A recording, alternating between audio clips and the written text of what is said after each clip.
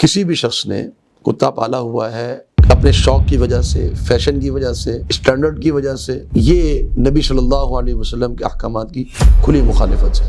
ہمارے اجر میں کمی ہو رہی ہے، ہمارے گھروں کے اندر ناپاکی ہے، نجاست ہے، بیماریاں ہیں، پھر ہمارے گھروں کے اندر رحمت کے فرشتے نازل نہیں ہوتے۔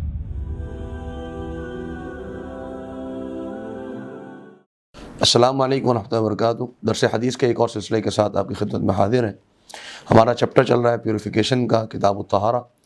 اور آج کا ہمارا ٹاپک ہے باب حکم ولوغ الکلب، کہ اگر کتا کسی برتن میں منہ مار دے تو کیا وہ برتن اس کو استعمال کیا جا سکتا ہے یا نہیں کیا جا سکتا، اور اگر کرنا ہو تو اس برتن کو کیسے پاک کیا جائے۔ یہ بات ہمیں معلوم ہے، احادیث مبارکہ کے اندر یہ بات ذکر ہے کہ کچھ جانور ایسے ہوتے ہیں کہ جن جانوروں کو اللہ رب العالمین نے پاک قرار دیا ہے، اور کچھ جانور ایسے ہیں جو نجس ہیں، ناپاک جانور ہیں۔ تو کتے کا شمار ان جانوروں میں ہوتا ہے کہ جو ناپاک جانور ہیں، بلکہ اس کے بارے میں تو احادیث میں اتنے سخت احکامات موجود ہیں کہ اس کو کھانا تو ظاہری بات ہے کہ جائز نہیں ہے، اور اس کو بیچنا، اس کی تجارت بھی جائز نہیں ہے، بلکہ کئی احادیث کے اندر اتنی شدت کے ساتھ یہ حکم ذکر ہوا ہے کہ کتے کو پالنا جو ہے، پالتو کتا بھی جو ہے وہ جائز نہیں ہے، یعنی گھر میں رکھنا اس کو جائز نہیں ہے۔ کئی احادیث کے اندر نبی کریم صلی اللہ علیہ وسلم نے کتا پالنے کے نقصانات ذکر کیے ہیں۔ ایک حدیث میں آتا ہے کہ آپ صلی اللہ علیہ وسلم نے فرمایا کہ اگر کسی گھر میں کتا ہو تو اس گھر میں رحمت کے فرشتے نازل نہیں ہوتے ہیں۔ ایک اور حدیث میں آپ صلی اللہ علیہ وسلم کا یہ ارشاد ہے، آپ صلی اللہ علیہ وسلم نے فرمایا کہ جو شخص کتا پالتا ہے، چاہے اس نے کسی بھی مقصد سے پالا ہوا ہو، اگر اس نے کتا پالا ہوا ہے تو ہر روز اس کے اجر سے ایک قیراط اجر کم ہو جاتا ہے۔ یعنی وہ جو نمازیں پڑھ رہا ہے، وہ جو روزے رکھ رہا ہے، وہ جو تلاوت کر رہا ہے، یا جو بھی نیک اعمال وہ کر رہا ہے، تو اس کے عمل میں سے ایک قیراط اجر روزانہ کم ہو جاتا ہے۔ اور ایک قیراط کتنا ہوتا ہے، یہ بعض احادیث کے اندر، دیگر احادیث کے اندر آپ صلی اللہ علیہ وسلم نے فرمایا کہ ایک قیراط جو ہے وہ جبل احد کے برابر ہے، یعنی احد پہاڑ کے برابر ہے۔ احد پہاڑ جو حضرات مدینہ گئے ہوں ان کے علم میں ہوگا، یہ تقریباً 24 اسکوائر کلومیٹر کا پہاڑ ہے۔ کس قدر یہ وزنی پہاڑ ہوگا، تو اتنا وزن روزانہ اس بندے کے عمل میں سے، اس کے اجر میں سے کم ہو جاتا ہے جس نے کتا پالا ہو۔ ہمارے تو پتہ نہیں شاید روزانہ کے اعمال اس اجر تک پہنچتے بھی ہیں یا نہیں پہنچتے، لیکن اگر کسی کے پہنچتے بھی ہیں تو اس کا اجر کم ہو جاتا ہے، محض اس وجہ سے کہ اس نے کتے کو پالا ہوا ہے۔ تو یہ جو روایت اور رسم آج ہمارے مسلمانوں کے اندر بھی آ چکی ہے، کتا پالنے کا ایک شوق ہے، کسی نے شوق کی وجہ سے کتے پالے ہوئے، ضرورت نہیں ہے، شوق کی وجہ سے ایک ٹرینڈ بن گیا ہے، اور لوگ جو ہیں اس کو فیشن سمجھ کے یہ عمل کرتے ہیں۔ اور ہم نے چونکہ ظاہری بات ہے کہ یورپ کے کلچر جو ہے اس کو فالو کرنا ہوتا ہے، اس مغربی تہذیب کے ہم نے پیچھے چلنا ہوتا ہے، تو جیسے انگریز کر رہا ہے ویسے ہم نہیں کرنا۔ تو اگر کتا اس کو محبوب ہے تو ہمیں بھی کتا محبوب ہے، جبکہ اللہ رب العالمین نے جتنے پاکیزہ رشتے ہمیں دیے ہیں، ماں کا رشتہ ہے، باپ کا رشتہ ہے، اولاد کا رشتہ ہے، بہن بھائیوں کا رشتہ ہے، دوستوں کے جو ہے وہ تعلقات ہیں، محبتیں ہیں، تو انسان کو کسی جانور کی ضرورت نہیں ہے زندگی گزارنے کے لیے۔ یہ ان لوگوں کو جو ضرورت ہو سکتی ہے کہ جنہوں نے بڑھاپے میں ماں باپ کو اولڈ ایج ہاؤس میں ڈال دیا اور اولاد کو جوان کرنے کے بعد گھر سے باہر نکال دیا، تو ان لوگوں کو اپنی تنہائی بانٹنے کے لیے جانوروں کی یا کتے کی ضرورت ہو سکتی ہے۔ مسلمان کو اس کی ضرورت نہیں ہوتی ہے۔ مسلمان کے لیے سب سے بڑا سہارا تنہائی کا وہ اللہ رب العالمین کی ذات ہے، اور پھر اس کے جو رشتہ دار ہیں، والدین ہیں، اولاد ہے، اور جو اس کے دوست و احباب ہیں۔ تو لہذا کتا پالنا شریعت اسلامی کے اندر اس کا کوئی جواز موجود نہیں ہے۔ البتہ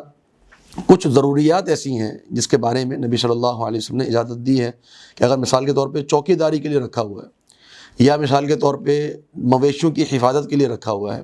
یا شکار کے لیے رکھا ہوا ہے، تو یہ 2-3 مقاصد ہیں شریعت کے اندر جس کے بارے میں اللہ رب العالمین نے اس کی اجازت دی ہے کہ اس موقع کے لیے کتا رکھا جا سکتا ہے۔ بلکہ نبی صلی اللہ علیہ وسلم نے ایک صحابی کو جو کتے سے شکار کیا کرتے تھے، کتے کے ذریعے سے انہوں نے سدھایا ہوا تھا کتا، جناب عدی بن حاتم رضی اللہ عنہ، تو ان کو آپ صلی اللہ علیہ وسلم نے یہ تعلیم دی کہ جب بھی تم اپنا شکار کرو کتے کے ذریعے سے، تو جب کتے کو شکار پر حملہ کرنے کے لیے بھیجو تو بسم اللہ کہہ کر بھیجو، یعنی بسم اللہ کہو، اور پھر اس کو جو ہے وہ شکار پر اس کو لپکنے دو۔ پھر اگر وہ شکار کرتا ہے تو تمہارے لیے حلال ہے، اگر تم نے بسم اللہ نہیں پڑھی پھر تمہارے لیے حلال نہیں ہے، یہ بسم اللہ کی برکت کی وجہ سے حلال ہو جاتا ہے۔ اب یہاں جو حدیث ہم پڑھنے لگے ہیں وہ یہ ہے کہ کتا جو ہے وہ ویسے نجس جانور ہے، لیکن خاص طور پہ ایک بڑا عجیب سا حکم ہے شریعت کے اندر، وہ ہے کتے کی جو اس کی زبان یا اس کا لعاب جس کو ہم تھوک کہتے ہیں، اس کی جو نجاست ہے کہ اگر وہ کسی برتن کو چاٹ لیتا ہے تو پھر وہ برتن نجس ہو جاتا ہے۔ اور اس نجاست کو شریعت نے اتنا زیادہ اس کو یعنی سمجھ لیجئے کہ اس کو اہمیت دی ہے، یا اس نجاست کو اتنا خطرناک بیان کیا ہے کہ جتنا خطرناک کسی اور چیز کو بیان نہیں کیا گیا۔ جیسا کہ ہم حدیث میں انشاءاللہ پڑھیں گے کہ حدیث، جیسا کہ آپ کے علم میں ہے، ہم جو کتاب پڑھ رہے ہیں اللہ المضیہ، اس کے اندر ہم وہ حدیث پڑھتے ہیں کہ جو کہ مسلمانوں کی 6 جو اہم کتابیں ہیں، بنیادی کتب 6 حدیثوں کی، ان سب کے اندر یہ حدیث موجود ہوتی ہے، کامن متفق علیہ حدیث ہوتی ہے۔ تو یہ ہے جناب ابو ہریرہ رضی اللہ عنہ سے فرماتے ہیں کہ ان رسول اللہ صلی اللہ علیہ وسلم قال، کہ بے شک رسول اللہ صلی اللہ علیہ وسلم نے فرمایا، اذا شرب الکلب فی اناء احدکم، اذا شرب جب پی لے، الکلب کتا، فی اناء احدکم تم میں سے کسی ایک کے برتن میں، کسی برتن کو منہ لگا لے، فلیغسلہ سبعا، تو آپ صلی اللہ علیہ وسلم نے حکم دیا کہ اس برتن کو 7 مرتبہ دھونا ہے۔ یہ صحیح بخاری کی حدیث ہے کہ اس برتن کو 7 مرتبہ دھویا جائے گا۔ حالانکہ اگر کسی اور برتن کو کوئی بھی نجاست لگی ہو، کوئی بری سے بری نجاست بھی لگی ہو، تو اس کو اگر ایک دفعہ دھو لیا جائے اور وہ نجاست دھل جائے ایک دفعہ دھونے میں، تو وہ کافی ہو جاتی ہے۔ لیکن یہاں نبی صلی اللہ علیہ وسلم نے کوئی کنڈیشن نہیں رکھی کہ دھل گئی تو ختم، تو معاملہ ہو گیا ختم، ٹھیک ہے بس تم نے ایک دفعہ دھو لیا تو کافی ہے، نہیں، فرمایا کم از کم 7 مرتبہ دھونا ہے، یعنی ایک دفعہ دھویا پھر نکالا، پھر دھویا پھر نکالا، پھر دھویا پھر نکالا، 7 مرتبہ اس طرح کرنا ہے۔ اور ایک اور روایت جو کہ صحیح مسلم کے اندر موجود ہے، اس میں آپ صلی اللہ علیہ وسلم نے فرمایا کہ وَعَفِّرُوهُ الثَّامِنَةَ بِالتُّرَابِ، کہ اس کو 8ویں مرتبہ تم نے جو ہے وہ مٹی کے ساتھ دھونا ہے۔ تو 7 مرتبہ پانی کے ساتھ اور 1 مرتبہ مٹی کے ساتھ دھونا ہے اس برتن کو جس برتن میں کتا منہ لگا لے۔ اچھا، یہاں ایک بات بڑی عجیب سی ہمیں سمجھ میں آتی ہے، حدیث کے اندر یہ بات موجود ہے کہ صحابہ یہ فرماتے ہیں کہ کتے جو ہیں وہ مسجد کے اندر بھی آ جایا کرتے تھے، کیونکہ ظاہری بات ہے اس وقت مسجد نبوی کا دروازہ موجود نہیں تھا، ایک پردہ لگا ہوا ہوتا تھا، تو اگر کبھی نماز نہیں ہو رہی ہے رات کے وقت میں یا صبح کے وقت میں، فجر سے ظہر تک کا ایک وقت ہے، کوئی چوکیداری کے لیے موجود نہیں، تو چلتے پھرتے کوئی کتا بھی اندر آ جاتا، تو وہ بسا اوقات ایسا بھی ہوتا ہے کہ چلتے پھرتے وہ کتا پیشاب بھی کر جاتا۔ تو نبی صلی اللہ علیہ وسلم کی طرف سے جو صحابہ کو احکامات تھے وہ یہ تھے کہ آپ اگر دیکھیں کہ کوئی کتا آ گیا ہے اور وہ کہیں پر وہ نجاست کر گیا ہے یا پیشاب کر گیا ہے، تو وہاں پر ایک دفعہ پانی کو بہا دیا جائے۔ تو جو بات سمجھ میں آتی ہے وہ یہ ہے کہ کتے کے لعاب کا جو حکم ہے، جو تھوک کا حکم ہے،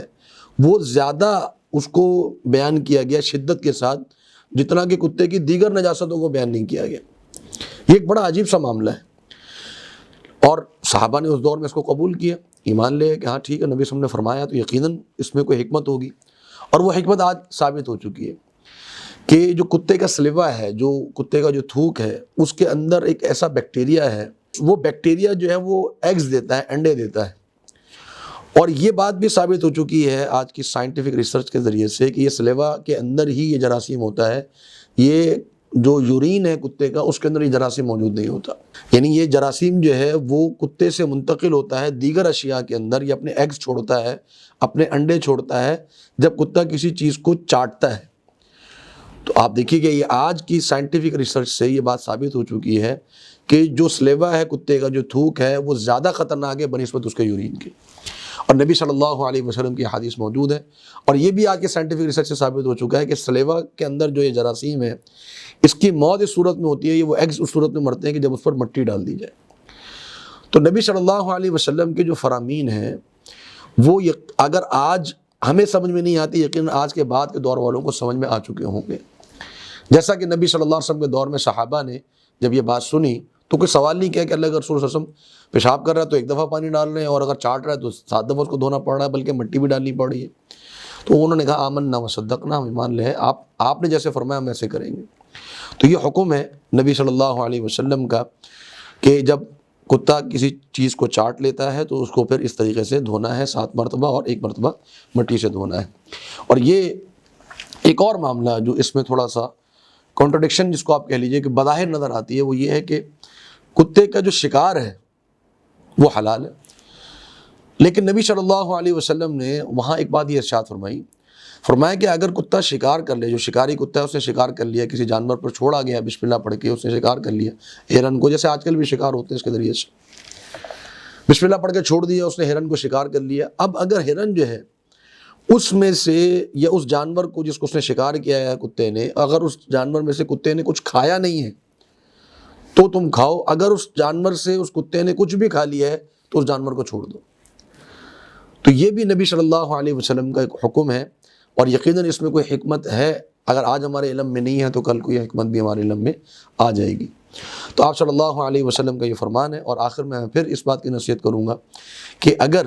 کسی بھی شخص نے کتا پالا ہوا ہے اپنے شوق کی وجہ سے، فیشن کی وجہ سے، اسٹینڈرڈ کی وجہ سے، تو یہ نبی صلی اللہ علیہ وسلم کے احکامات کی کھلی مخالفت ہے۔ ہمارے اجر میں کمی ہو رہی ہے، ہمارے گھروں کے اندر ناپاکی ہے، نجاست ہے، بیماریاں ہیں، پھر ہمارے گھروں کے اندر رحمت کے فرشتے نازل نہیں ہوتے۔ تو یہ تین بڑے بڑے نقصانات ہیں جو کہ موجود ہیں، لہذا ہمیں پاکیزگی کی طرف جانا چاہیے، طہارت کی طرف جانا چاہیے، اس کو اختیار کرنا چاہیے۔ آج کا درس اسی پر اکتفا کرتے ہیں۔ اللہ رب العالمین مجھے اور آپ کو متطہرین میں سے بنائے، طہارت حاصل کرنے والے اور پاکیزہ رہنے والوں میں سے بنائے۔ وآخر دعوانا ان الحمد للہ رب العالمین۔